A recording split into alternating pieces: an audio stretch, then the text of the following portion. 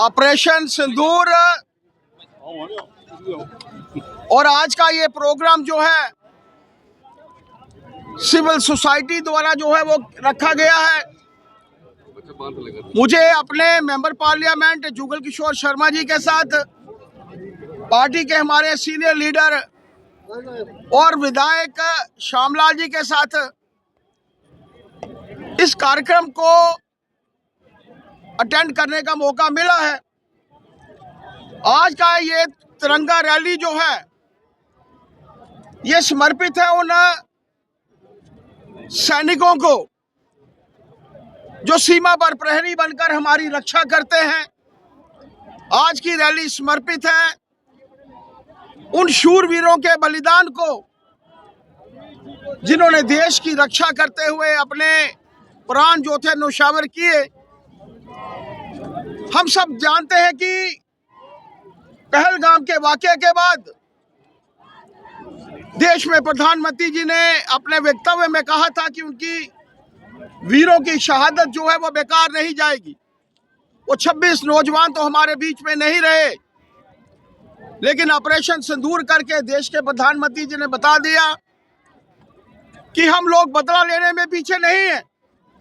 उन्होंने अगर कहा था कि उनकी शहादत बेकार नहीं जाएगी, तो हम सब ने देखा कि पाकिस्तान में घुसकर, पीओजे में घुसकर आतंकवादी ठिकानों को जो था निशाना बनाया, उनको ध्वस्त किया।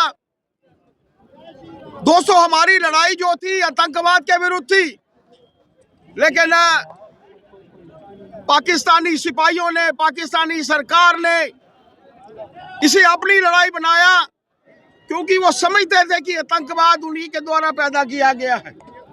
और जिसके चलते हम लोगों ने देखा कि पाकिस्तान ने मात्र 4 दिन में 96 घंटे भी पूरे नहीं किए, 90 घंटे के बाद घुटने टेके और हार जो थी वो स्वीकार की।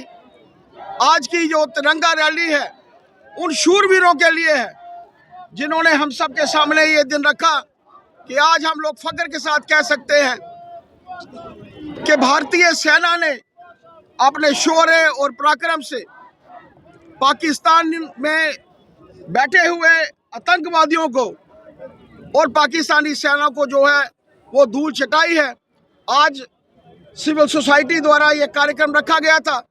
मैं देख रहा हूं कि हजारों की संख्या में irrespective of the caste and creed लोग जो हैं वो एकत्रित हुए हैं। मुझे भी अपने एमपी साहब के साथ, अपने पार्टी के सीनियर लीडर श्यामलाल जी के साथ और बाकी सभी विधायकों के साथ रहने का जो है वो मौका मिला है।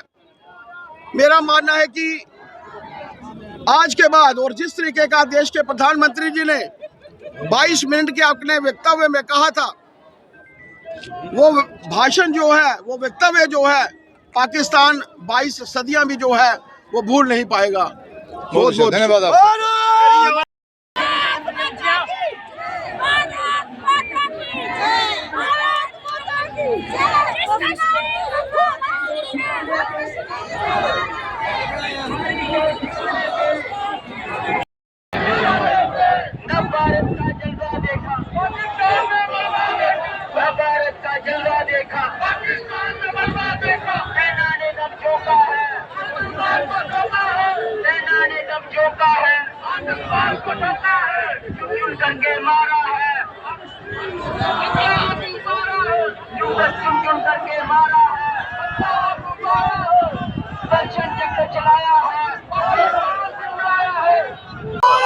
देखिए, विश्व ने देखा है कि पाकिस्तान द्वारा प्रशिक्षित आतंकवादियों ने जो 22 अप्रैल को पहलगाम में नरसंहार किया था, उसी के बदले में देश के प्रधानमंत्री नरेंद्र भाई मोदी जी के नेतृत्व में आतंकवादियों के जो पनाहगार थे, उनके जो शर्म स्थल थे, उनको तबाह कर दिया।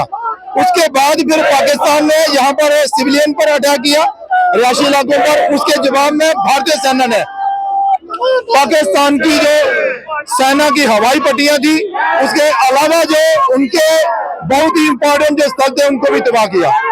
मेरा कहने का मतलब यह है कि ऑपरेशन सिंदूर के माध्यम से भारतीय सेना ने बहुत ही अच्छा काम किया। उन्होंने पराक्रम दिखाया है। उन्होंने दिखा दिया कि भारत में कितना दम है। भारत जो चाहता है वो करता है, और भारत का निशाना सटीक निशाना है। उसने जहां जहां वही निशाना लगा। ये भारतीय सेना की विजय है।